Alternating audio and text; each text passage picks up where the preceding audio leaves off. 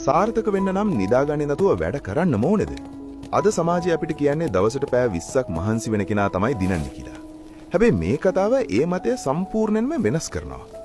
මේක මාකස් සහ ඩේවිඩ් කියන බේකරි හිමියන් දෙන්නෙක්ගේ කතාවක්.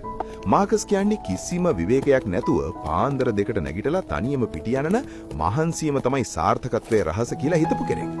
හැබැයි අල්ලපු කඩේ හිටපු ඩේවිඩ් උදේ 6ට වැඩට ඇවිත් තමන්ගේ දවසේ වැඩ ටික පැහැදිලිව සැලසම් කරලා හවස 5 වෙද්දි සැනසෙල්ලේ ගෙදර ගියා.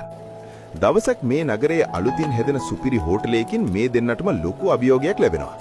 සති දෙකකින් පේස්ට්‍රි 4000ක් ඕනේ. මේක හරියටම දෙන කෙනාට අවුරුදු 5ක කෝටි ගණනක කොන්ත්‍රාත්තුවක් ලැබෙනවා. මාකස් දෙපාරක් හිතුවේ නැහැ. මම නිදාගන්නේ නැතුව හරි මේක කරලා දෙනවා කියලා බාරගත්තා. හැබැයි ඩේවිඩ් කල්පනා කරලා තමන්ගේ නිෂ්පාදන හැකියාව ගණනය කරලා ස්ථිර සැලසුමක් එක්ක ඕඩරෙන් භාගයක් බාරගත්තා. මාකස් යන්ත්‍රයක් වගේ වැඩ කළා. හරියට කෑවේ නැහැ, නිදාගත්තේ නැහැ. සතියක් යද්දී එයාගේ ඇඟට පණ නැහැ. මහන්සිය නිසාම පේස්ට්‍රි කරවෙන්න ගත්තා. තමන්ගේම මහන්සිය ඇතුලේ මාකස් හිර වුණා. නමුත් ඩේවිඩ් කලේ වෙනස්ම දෙයක්. එයා මුල් දවස් දෙකේම මැෂින් එකක් ගෙනත් තමන්ගේ සිස්ටම් එක හැදුවා. සුළු වැඩවලට සේවකින් දෙන්නෙක් ගත්තා. එයා අවධානය යොමු වුවේ රසය සහ ප්‍රමිතියට විතරයි.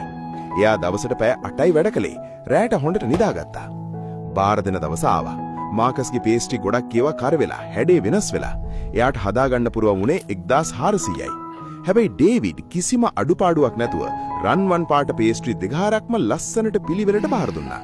හෝටලේ කොන්ත්‍රාත්තුව ඩේවිඩ්ට ලැබුණා. තමන්ගේ පරාජය දරාගන්න බැරුව ඇඬු මාකස් ළඟට ආපු ඩේවිඩ් මෙහෙම කිව්වා. මාකස්, ඔයාගේ කැපවීම පුදුමාකාරයි. හැබැයි ඔයාගේ ඇඟ මැෂින් එකක් වගේ පාවිච්චි කළා. දහඩේ හිලුව කියලා පාන් බේක් වෙන්නේ නැහැ. මෝහත් නැති පොරවෙන් පැය 10ක් ගහක් කපනවට වඩා පැයක් අරගෙන පොරව මෝහත් කරලා පැය 3න් ගහ කපලා දාන එකයි ඥානවන්තකම. මේ කතාවෙන් අපිට දෙන ලොකුම පණිවිඩය තමයි නිකම්ම මහන්සි වුණාට මදි. හાર્ඩ් වර්ක් කියන්නේ පදනම විතරයි. හැබැයි ස්මාර්ට් වර්ක් කියන්නේ ඒක ගුණාකාර කරන දේ. ඔයාගේ අත් දෙකට වැඩ කරන්න පුරුවන් දවසට පැය 24යි. හැබැයි බුද්ධිමත් මනසකට පුරුවන් ඔයා නිදාගෙන ඉද්දිත් වැඩ කරන සිස්ටම් එකක් හදන්න. සාර්ථක වෙන්න නම් මහන්සිය වගේම බුද්ධියත් එකට පාවිච්චි කරන්න අදම පටන් ගන්න.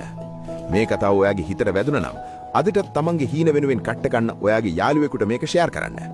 ඊළඟ වීඩියෝ එකෙන් හමු වෙමු.